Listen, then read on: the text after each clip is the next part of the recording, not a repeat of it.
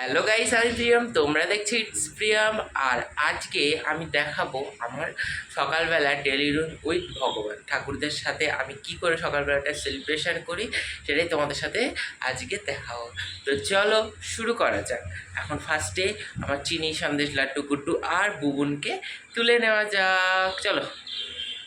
তো ঠাকুর ঘরে এসে বাসি কাজ ছেড়ে ফুল টুল তুলে পড়া আমার প্রথম কাজ থাকে আমার বুবুন সোনা, চিনি সন্দেশ লাড্ডু গুড্ডু সবাইকে তোলা। তো তার মধ্যে আমি চিনিকেই তুলবো, কারণ বুবুনকেই তুলবো, কারণ এত বড় ভিডিও করলে ভিডিওটা বড় হয়ে যাবে। তারপর বিছানার পর গুছিয়ে বুবুনদের এখানে বসে রাখলাম, কারণ ওদের স্নান হবে।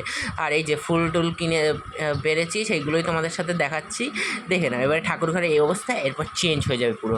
আর এখানে বুবুন সুন্দরীর জলটা রয়েছে, এবারে এই জল দিয়ে শিব ঠাকুরের স্নান করাও। আগে শিব ঠাকুরের ত্রিশূলকে, তারপরে দিয়ে গণেশ, কার্তিক, অশোক সুন্দরী, শিব ঠাকুরের মানে দুর্গা দেবীর পীঠ, শিব ঠাকুর, নাগ দেবতা, নন্দী মহারাজ সবাইকে স্নান করিয়ে নিয়ে এইদিকে আবার ঘটে ঘটে জল দিয়ে দেবো। আমাদের ঘরে তিনটে ঘর, লক্ষ্মী ঠাকুরের, নারায়ণ ঠাকুরের আর মা মঙ্গলচণ্ডী, সবার ঘটে জল দিয়ে দিলাম। এইদিকে জল সংকেতেও জল দিয়ে দিই।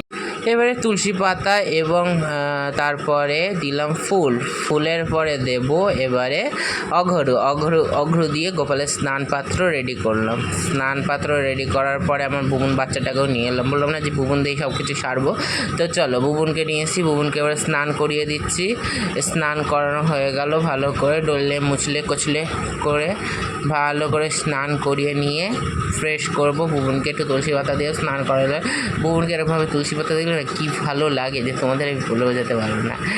হ্যাঁ, তা এই দেখো ফুলগুলো এবারে ফুলের একটু কানের পরিয়ে দিই। চলো একটা কানে পরিয়ে দিই।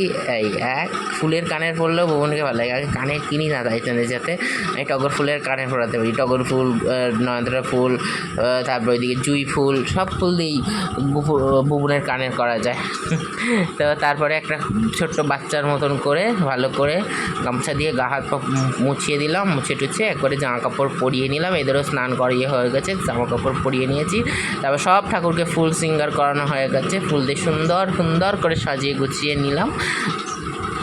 তো আজকে একটা অন্য ধরনের মালা গেঁথে তোমাদের সাথে শেখাচ্ছি। আমিও এটা ফার্স্ট টাইম করছি, তাই ভাবলাম তোমাদের সাথে একটু শেয়ার করি। ফার্স্টটাই দেখো, ছুঁইটা নিয়েছি, ছুঁয়ে নিয়ে একটা টগর ফুল একদিকে আর একটা টগর ফুল আর একদিকে দিয়ে, এই দুই দিকে দিয়ে আবার আর একটা টগর ফুল এই দিকে, এরকমভাবে দিয়ে আর একটা এই দিকে, মানে বুঝতে পারছো কী বলতে চাইছি? এটা মানে রাউন্ড, যেমন গাঁদা রজনীগন্ধা গাঁদা স্টিক হয়, এরকম হবে। তারপরে এই নিয়ে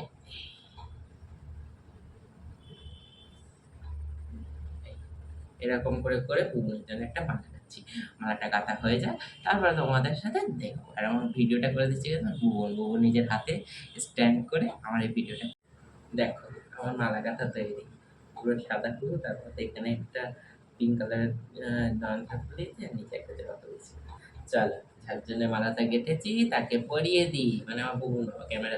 তো ফার্স্টে আমরা গোপালকে নিয়ে এসেছি, নিয়ে এসে তাকে মালা গেঁথে পরিয়ে দিলাম। পরিয়ে টরিয়ে দেওয়ার পরে আমার ক্যামেরাগ্রাফার মানুষ তো, তাই ক্যামেরাগ্রাফারকে পরিয়ে দিলাম। কি সুন্দর লাগছে দেখেছো মালাটা পরালে? আর এই মালাগুলো ভরা মালা হয় তো দেখতেও খুব সুন্দর লাগে। এবারে সব ঠাকুরকে খেতে দিয়ে দিয়েছি নকুলদানা, বাতাসা, না কিশমিশ, এর মধ্যে যেগুলো অল্টারনেট করে দিই। গুপুকে যে কিশমিশ দিয়েছি সকালবেলার ভোগ, আর ওনাদের সবার নকুলদানা দিয়ে ভোগ দিয়েছি। তা চলো এবার আরতিটা করে নিই। ধূপ আর প্রদীপ দিই, প্রত্যেক দিনের আরতি হয়।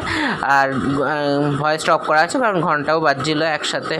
তো এই যে সবাইকে আরতি দেখিয়ে আরতি পাত্র রেখে, তারপরে এই আরতি পাত্রের তাপ নিয়ে আমার বুবুন পুটিকে দিলাম, একটু আদর করেও দিলাম। আবার এই আরতির তাপ নিয়ে আমার গপুদেরও দিলাম।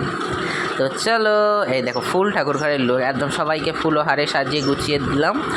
তো তারপরে আমি পুজো করতে এসেছি সকালবেলা, তখন বাজে না 7:30 হার্ডলি, কারণ 7টায় ঘুম থেকে উঠেছি, লুটন তুলে চান ধান করে আস্তে আস্তেই ধর 7:45 মতন বেজে গেছে।